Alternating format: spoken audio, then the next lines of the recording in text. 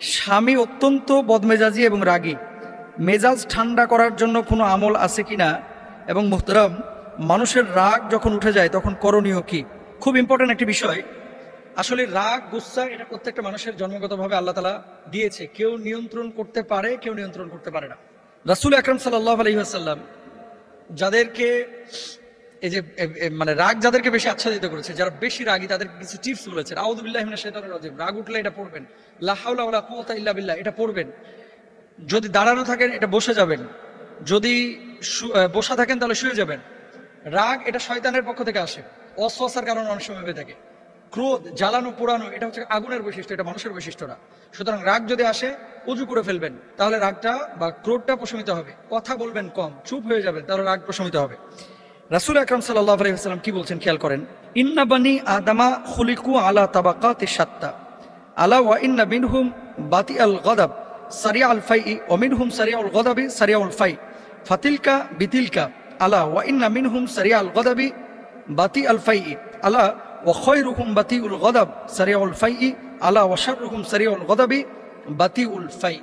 হাদিসটি কোথায় আছে? সুনানে তিরমিজির হাদিস নাম্বার হচ্ছে 2191। আল্লাহ রাসূল কি বলছেন একটু হাদিসের অর্থটা শুনেন। আদম সন্তানকে বিভিন্ন শ্রেণীতে সৃষ্টি করা হয়েছে। জেনে রাখো, মানুষের মধ্যে কারো রাগ আসে দেরিতে এবং চলে যায় খুব তাড়াতাড়ি। কেউ কেউ দেখবেন হুটহাট রেগে যায়, আবার কেউ কেউ দেখবেন খুব সহজে রাগে না, কিন্তু রেগে গেলে আবার খুব তাড়াতাড়ি ঠান্ডা হয়ে যায়। আবার কারো রাগ আসে তাড়াতাড়ি, চলে যায় তাড়াতাড়ি, এটা নবীজি বলছেন। সুতরাং উহার পরিবর্তে ইহা জেনে রেখো, তাদের মধ্যে কারো রাগ আসে খুব তাড়াতাড়ি কিন্তু চলে যায় খুব দেরিতে। জেনে রেখো, তাদের মধ্যে উত্তম হলো যাদের রাগ আসে দেরিতে এবং চলে যায় খুব তাড়াতাড়ি। খুব সহজে রাগে না, কিন্তু রাগলে খুব তাড়াতাড়ি ঠান্ডা হয়ে যায়, নবীজি বলছেন এই উত্তম। আর তারাই খুব নিকৃষ্ট যাদের রাগ আসে খুব তাড়াতাড়ি কিন্তু চলে যায় অনেক দেরিতে।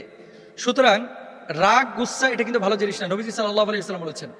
তো স্বামী যদি বদমেজাজি হয়, স্বামী কেন বদমেজাজি হচ্ছে, যে কাজগুলোর কারণে রেগে যাচ্ছে, স্ত্রী হিসেবে প্রথমে উচিত হচ্ছে ওই কাজগুলো না করা, কারণ সবার মেজাজ একরকম না।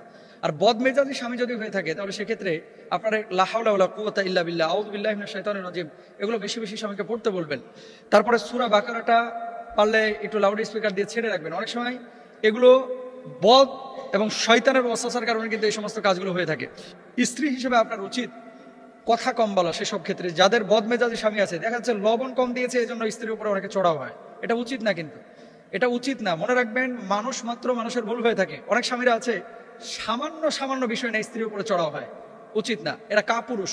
মারধর যারা করে স্ত্রীদেরকে, এরা কাপুরুষ, এরা সুপুরুষ না। আল্লাহ রাসূল সাল্লাল্লাহু আলাইহি ওয়াসাল্লাম স্ত্রীদের সাথে রাগারাগি করেছেন, তিনি বাড়ি থেকে বের হয়ে গেছেন, কিন্তু কখনো স্ত্রীদের গায়ে এইভাবে হাত তুলেন নাই আপনারা যেভাবে মার কাট অবস্থা করেন। সুতরাং রাগ নিয়ন্ত্রণ করা এটা স্বামীর এবং স্ত্রীর দুজনেরই দরকার। স্বামী হিসেবে আপনার কাছে পরামর্শ হচ্ছে দুরূদ শরীফটা বেশি বেশি পড়বেন, এবং যদি দাঁড়ানো অবস্থায় থাকেন বসে যাবেন, বসা অবস্থায় থাকলে শুয়ে যাবেন, ওযু করে ফেলবেন, ইনশাআল্লাহ তাআলা রাগ কমে যাবে। আর বদমেজাজি এই স্বভাবটা যাদের আছে, এরা মূলত শয়তানের ওয়াসওয়াসার কারণে যেহেতু হয়ে থাকে, নামাজ ঠিকমতো পড়বেন, তাহাজ্জুদটা ঠিকমতো পড়বেন, মাঝে মাঝে চারকুল পড়ে বুকে ফুৎকার দেবেন, কোরআন এবং জিকিরের মধ্যে মাধ্যমে জবানটাকে সচল রাখবেন। আল্লাহ তাআলা আমাদের তৌফিক দান করুন, আমিন।